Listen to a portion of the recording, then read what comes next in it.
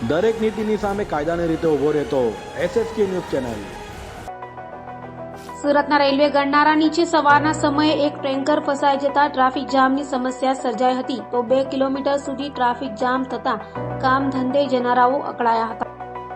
સુરતના railway station ખાંડ બજાર ગણનારા ખાતેથી પસાર થતો એક ટેન્કર ફસાઈ ગયો હતો, જેને લઈ 2 કિલોમીટર સુધી લાંબુ ટ્રાફિક જામ સર્જાયો હતો તો ટ્રાફિક જામમાં 1.5 કલાક સુધી ટ્રાફિક પોલીસ કે સુરત પોલીસે સ્થળે ન પહોંચી ટ્રાફિક ક્લિયર ન કરાવતા સવારમાં કામ ધંધે જનારા લોકોને ભારે હાલાકીનો સામનો કરવો પડ્યો હતો તો નોકરિયાતોને નોકરીએ પહોંચવામાં મોડું પણ થયું હતું।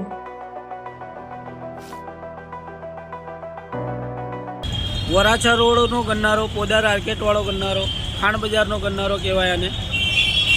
ને આ એક રિક્ષાવાળાની બહુ મોટી સમસ્યા છે। સવારમાં 2 કલાકમાં ક્યાંય કોઈ પોલીસવાળા હોતા નથી।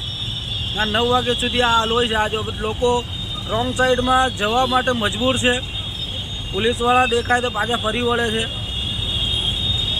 આ ન્યુસન્સ છે રિક્ષાવાળાનું પણ, અને ટ્રાફિક એટલે વધે છે તો આનો કંઈક નિકાલ આવે।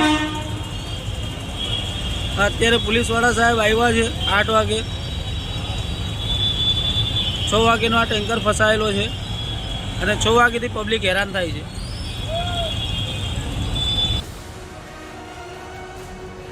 દરેક નીતિની સામે કાયદાની રીતે ઊભો રહેતો SSK ન્યૂઝ ચેનલ।